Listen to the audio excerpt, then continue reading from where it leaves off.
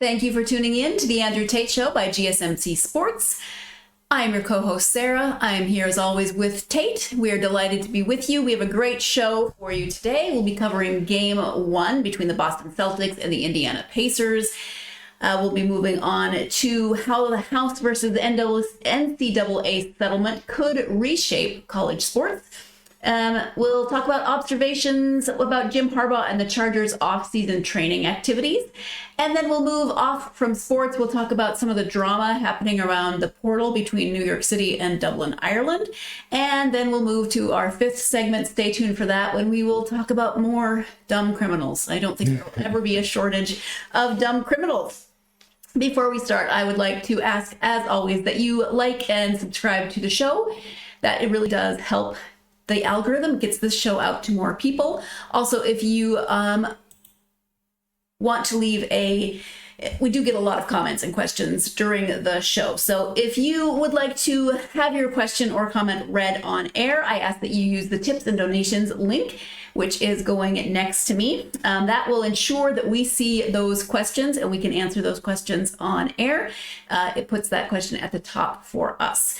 So again, the link is gsmcspodcast.net. I don't think I said that originally, gsmcspodcast.net, and that is next to me. Thank you so much. And let's go ahead and get started. Good morning, Tate. Good morning, Miss Sarah. You know, it's kind of weird to say good morning now. Right, because we're in the same time zone. We're both, it's morning for our audience, yes, who are all in the U.S., and then we're here in southern Portugal. Maybe I should say, good morning, audience. Good afternoon, no, good morning, Tate. Good morning, Tate works as well. I'm actually cool with that as well. You know, interesting Portuguese fact. Bom dia is good morning. Boa tarde is good afternoon. But bom dia gets said even 2 o'clock, 3 o'clock. I've been told it depends on whether you've eaten lunch. So I've not eaten lunch, so I can technically still say good morning to you.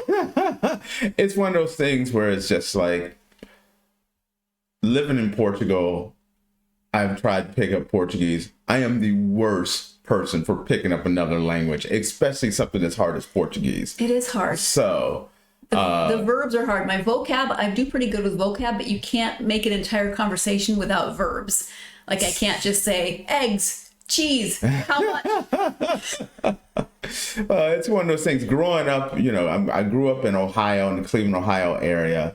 Then living 30 years in California, you're used to certain things, and then adjusting to another country, it can be challenging. Anyway, they don't need to hear about our life or my life in Portugal either. So okay, well, how about I know you want to talk about last night's game. Girl. So let me get through the introduction and then I'll turn it over to you, okay? So give me just a second as I set this up, because we have some graphics that I will share with you while I am reading. You have more than one title up at once? I do, and I have the wrong thing showing, so okay. Bear with me, audience. First time. It's my first time running things. There we go. Okay, so there's so many buttons to push.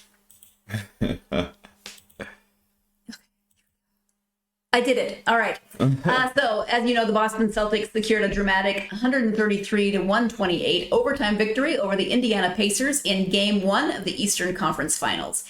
Despite trailing by 5 points with under 2 minutes left in regulation, the Celtics capitalized on Indiana's critical mistakes to force overtime and ultimately take the win.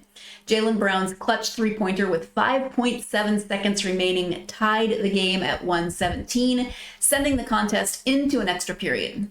Throughout the game, the Celtics struggled to maintain their leads, blowing double-digit advantages 3 times. Indiana's 22 turnovers, including 2 critical unforced errors by Tyrese Haliburton, proved costly. Haliburton, who finished with 25 points and 10 assists, expressed frustration over his performance, but remained optimistic about his team's resilience. Jason Tatum led Boston with 36 points, 12 rebounds, and pivotal plays in overtime, scoring 10 of the team's 16 points in the extra period. Drew Holiday contributed significantly with 28 points, while Brown added 26 points. Boston's defensive efforts, spearheaded by Holiday and Derek White, forced Indiana into numerous mistakes. Indiana coach Rick Carlisle faced criticism for not calling a timeout during a crucial inbounds play in the final seconds of regulation, a decision that led to a turnover and allowed Brown's game-tying shot. Carlisle took responsibility for the oversight, but praised his team's efforts and vowed to come back stronger in Game 2. The Pacers, who had been strong in previous series despite losing initial games, will need to address their turnover issues and maintain composure under pressure. Pascal Siakam contributing 24 points, 12 rebounds, and 7 assists, along with Miles Turner's 23 points, played well but couldn't secure the win. Game 2 is set for Thursday in Boston, where the Celtics will aim to extend their lead and the Pacers will seek redemption. Now, Tate, give me just 1 second as I turn all of these things off so we don't have the same thing happening next time. I know you want to talk about this. Go ahead. Okay.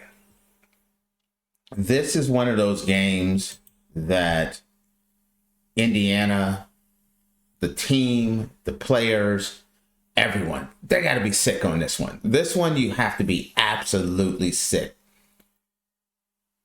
The Celtics, most people think the Celtics are the better team.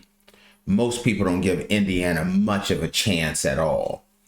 But then when you look around and the Celtics, who dispatched the Cavs pretty easily and then rolled into having an extended break and then going into this game, the Indiana caught them slipping.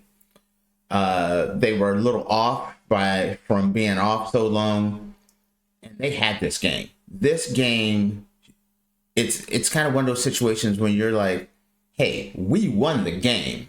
It just, the score doesn't show it. That's kind of the way I felt about this one. Indiana gave this thing away. How do you you're going the heavy favorite Boston Celtics, you're going into Boston, game 1, and you give 22 turnovers, and you still dominated the game. That's the thing that's hard to believe. Even all the way down, it was like 5-6 seconds left in regulation, and they're up. They had this game in the palm of their hands, and they just blew it. You have to be sick. Now, if you're Boston, you're like, ooh, we came in there, we were, extended layoff, and we were able to pull this one out. This puts Boston in really good shape because they got to wake up. Boston got a serious wake up call where everyone's like, this is not going to be a competitive series. Most people didn't have it going 5-6 games max. And for them to slip through and be like, get a total wake up call, get punched in the mouth, but then still be able to pull the game out in overtime, you couldn't ask for more. If you're the coach trying to wake up your team, you look around and, I mean, how do you say costly turnover after costly turnover? And with the Celtics, this kind of shows kind of that championship, I don't know what you call it, intestinal fortitude, whatever you want to call it. I don't even know the right word for it. Even though they were down with seconds left in the regulations, they still kept their cool, nailed big, massive shots, even down. They kept fighting. Even though the pressure was on, they still outperformed and actually, forced the game into overtime, and then took control of the game. Even overtime. I thought Indiana was going to win in even overtime, but in the end, I just felt like once the game got toward the end, they just kind of choked it away. I mean, you don't get these kind of opportunities and then let them slip through. I look at Minnesota and Denver as a great example of this.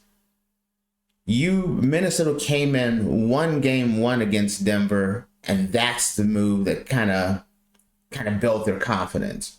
Then it goes into game 2, and you're feeling a lot stronger. Well, Indiana had that same kind of situation where they could have walked into Boston, heavy underdog. No one's really giving them a chance. You walk in there, you hit Boston in the mouth, you take game one. Now we have a series. Instead, I don't know if Indiana can bounce back from this. In my opinion, Boston is the better team. Boston has the better talent. Boston has better defense. I think Boston's better all the way around, and they lost. And Indiana blowing it and losing one.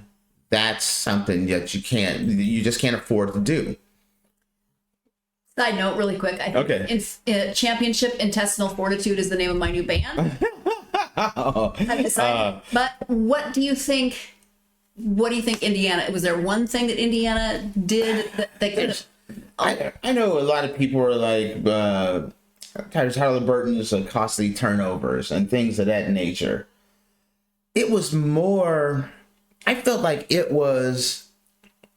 I mean, I don't want to bash Indiana because Indiana did everything right except for huge turnovers after huge turnovers. I don't think they could have put up a better game. This is, in my opinion, could be their best game of this series.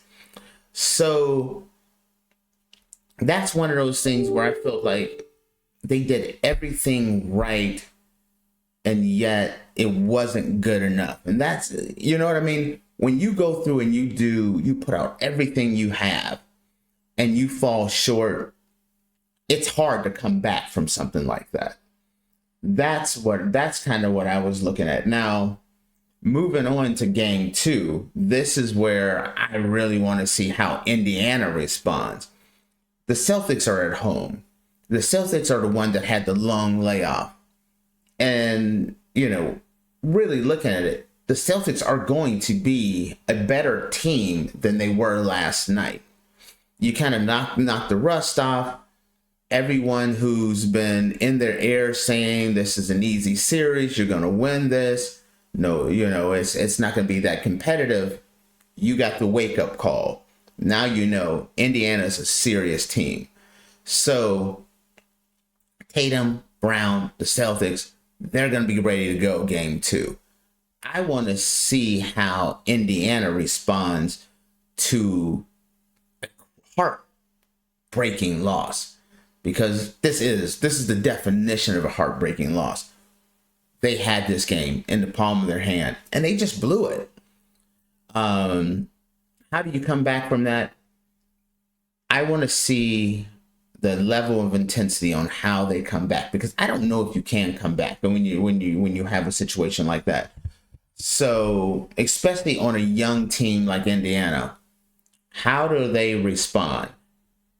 If you look at it and you say, what are the takeaways from game one? You look at them and you just say,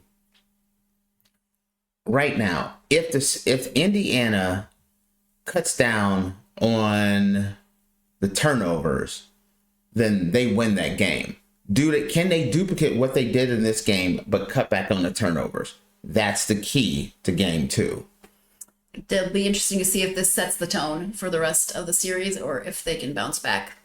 So we are going to take our first break of this episode. When we come back, we'll be talking about the House versus the NCAA. NCAA, yes, I got you. I can do this. NCAA settlement. Stay tuned. You are watching the GSM. No, you're not. You're watching the Andrew Tate Show by GSMC Sports, and we will be right back. And I will. You're getting used to this. It's a work in progress. First day with the new vocabulary. We'll be right back. Okay.